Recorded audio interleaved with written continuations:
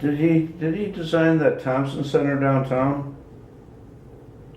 The State of Illinois building, I think. No, I don't think he did No? that. No, that was another guy. I know the fellow who did that. Mm. Downtown, he designed the Federal Center Oh, and the U.S. Post Office, and also there's a building across the river, one of the buildings near the Corn Cob. Another building Marina there. City? Marina, something Oh, near Marina City. Oh, I forget what okay. that was. yeah. But, And he had his architecture was pretty good, but it really didn't address the number one concern for architects. They should be the home sweet home. The home sweet home for ordinary people has gone through some mutations, and some of the worst mutations is oversized mansions, especially situations where you have more building being done to house automobiles. It's a 5-car garage with a small house attached. It's ridiculous with people without it, because of the screw up of land values, cheap land, no value to cornfields at all. People need to eat, and they're trying to cover as many fields around here with lawns and mansions out of their trees. yeah, yeah. First priority for lands and zoning now should be arable land. AC and I went out to one of the meetings out there in Peatone, where there's still an effort to fight the airport out there, the Peatone Airport, which is a boondoggle thing you're talking about. Oh yeah, they have that airport and that other thing now about that expressway barreling around through the national park. Yeah. Right. So you went on from Pullman Tech to, did you go to architects, to college for architecture, or university, or what? I went to Pullman Tech, and when I was in the second year in mechanical drawing, the architect who ran a little architecture school there selected some guys from mechanical drawing and invited them to be his so I took the last 2 years as in the architecture school up there. Oh. And when I graduated, I went to work for that guy, T.C. Bus, in the old State Theater building. He had an office there. Right in Roseland? Yeah. Oh. And but then he used to be the employment guy for all of his graduates. He later got me a different job working as a blueprint guy downtown. And then very soon after that got another job for me with some other architects over near the Beverly Theater. Oh. In fact, in my recollection, it turned out that my whole life, that every job I ever had was because someone else asked me to come over there or told me more. But anyway, we're getting back to the point. The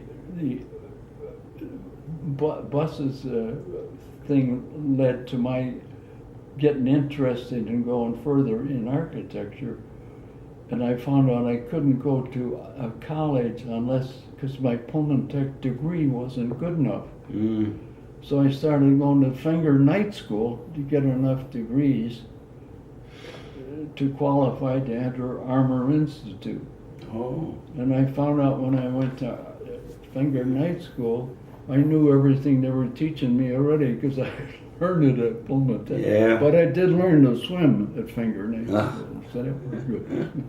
And Armor was part of IIT or became part? It was a predecessor of Pullman of IIT. Oh, yeah, okay. It was Armor. Is that the big building that's there on the Dan Ryan that you see, that big, huge, it looks like a Beeman building to me. 35, around from 33rd Street to 35th Street down here, yeah. That's part of IIT. It's the one where the big power plant is next to the IC track. Yeah. I worked a little on the details of that power plant Oh. when I was in his office. Oh. What was his name? Bus? No, at IIT, after the war, it was Mies van der Rohe. Before the war, it was somebody else. Okay, but Bus was the teacher of Pullman Tech. B-U-S-S? Truman C. Bus Jr., B-U-S-S. Does it ring a bell with you? No. Yeah. No. No, but I often thought about that building on the Dan Ryan. It looks like Solon Beeman, who designed Pullman. It looks like something he would have done. It was from that era, yeah. It's the only building of the old original campus that survived. Yeah, and some of our classes were in that building. Yeah, you know which one I'm talking about? No. It's a red brick building. Yeah. And the other buildings, all the light brick color, were all the Mies van der Rohe buildings. Yeah, yeah. Light buff building. Yeah.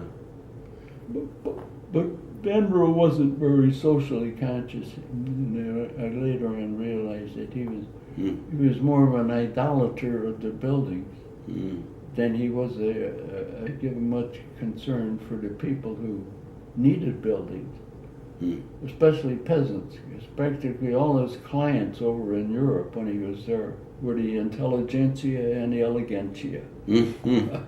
The people who knew ways to have money coming in and to pay the big fee. Yeah. But he never did a little cabin for anybody. No. And I'm proud to say I did. Oh, yeah. But he didn't know the difference. It's very easy for people to get flattered in their specialties. Yeah. People are saying, oh, and oh, and then you start feeling godlike or something. Yeah, oh boy. Huh. So you graduated in 38, and you... And I didn't graduate from IIT until 48, 10 years later. Well, you went to service for going to war. Did you go in 41? No, I didn't. I was on draft after the Pearl Harbor, on draft service until some of my friends that had enlisted got in touch with me and said, Kelliher, why don't you join the Air Force? Their Army Air Force, that is. Oh. It's fun. You can get in and you have free flying lessons. Yeah. Is that what you did? I joined the Army Air Force, didn't get called up until the start of 43. Oh. I didn't get overseas and into action until November of 44. Oh. 2 years training. I didn't know it at the time, but it was a 2-year program to build that monster Air Force. And I thought later that our visionaries in this country were pretty smart to realize the way they would have to do that. Yeah. To beat Fortress Europa. Even so, it was still a hellish one at D-Day for the ground troops. Yeah. Would have been worse. It might have been impossible if they'd been able to move reserves. When did they take out Mussolini? When Italy was out of it? Was that somewhere along the way? It was somewhere about the time when my wife was over there as a WAC. She was in the Women's Army program. Did you know that? That's interesting. Yeah. She was in it out of partly patriotism, but she was partly pretty upset when her mother, who had a long, painful death with breast cancer, finally died. What was Marion's maiden name? Gary, Geary, but pronounced Gary, as though there was no E in it. That's why we named our son Gary after her family. Oh, and Gary. A lot of people still call him Gary, which is the way it's spelled. Oh, is it? Yeah. Yeah, but it's pronounced Gary. Yeah, yeah. So she was, where was she stationed then?